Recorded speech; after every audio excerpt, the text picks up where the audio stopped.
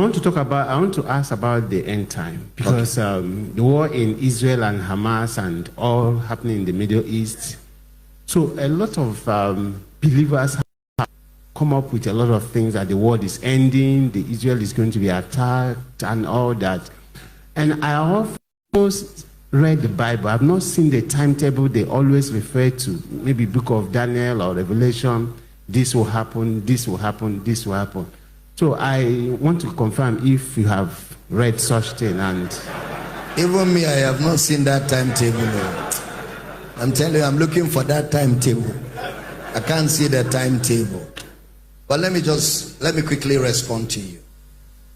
That is the danger of eschatology independent of Christology.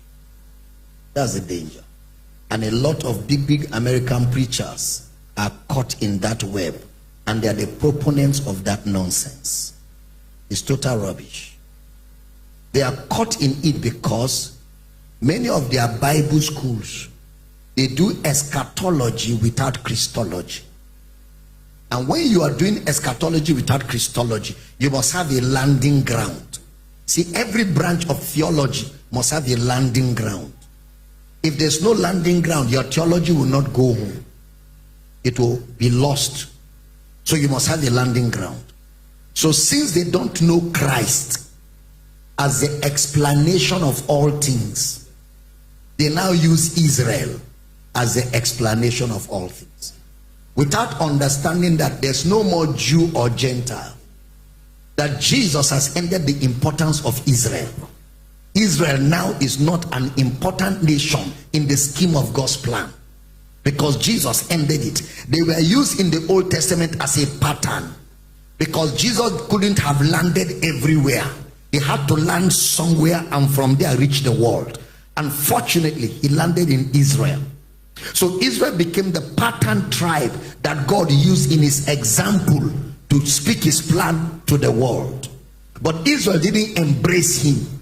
So when he was through with them, he shut the door and opened to the Gentiles who embraced him. So there's no more Israel as an important nation in the plan of God. So if their theology, their eschatology had landed on Christology, that calendar, they will not use it. That Israel as a sign of the end time, they will not use it. I don't know if you understand. So that's why they emphasize it. But they forget that Jesus died for the Palestinians, died for the Israelites, died for all.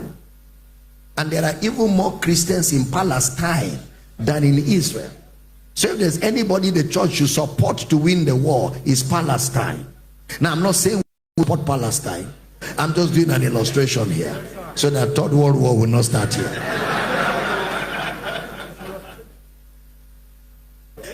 But did you get the point we're making here? Because there are more Christians in Palestine than in Israel. The Jews are so blind. They are still waiting for the Messiah. And it's too bad for them, because they know where Jesus was born. That's the building block. They know where he was born. They have his history. And they don't see. It's you people that take Jesus serious. In Israel, they don't take him serious. All these people that go to Israel for pilgrimage and they take them around is because Israel as a nation has discovered a means of making money. It's not that they are interested in Jesus, but they are using Jesus for economic benefit as tourism in their country. That oil you go and carry, they don't use it as an important thing. They use it as a cultural thing. Even the tomb where they take people to as the tomb of Jesus is not the tomb. Nobody knows where the tomb is, because Israel was scattered. They were scattered for years. Nobody was home, so all their landmarks were destroyed. Then some political people came together and said, let's reconvene Israel. So they reconvened Israel for political and economic gain.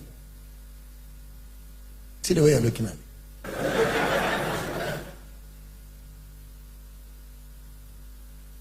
So even that Israel that people are going now, it's not the real Israel.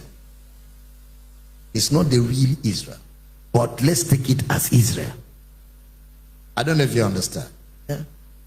It's clear now? Yes. So don't be afraid. The end of the world is far. We have work. Work. Even in Lagos here. Even in Lagos here, there are people that have not heard the gospel. In Lagos here, they have not heard the gospel. They have had soup making. They have had breakthrough. They have had steps to success. They have had formulas for international travel, for visas, relationship Panadol, marriage antibiotics, but they don't know Christ. So we have work, a lot of work, and it will be done. I didn't hear a good amen.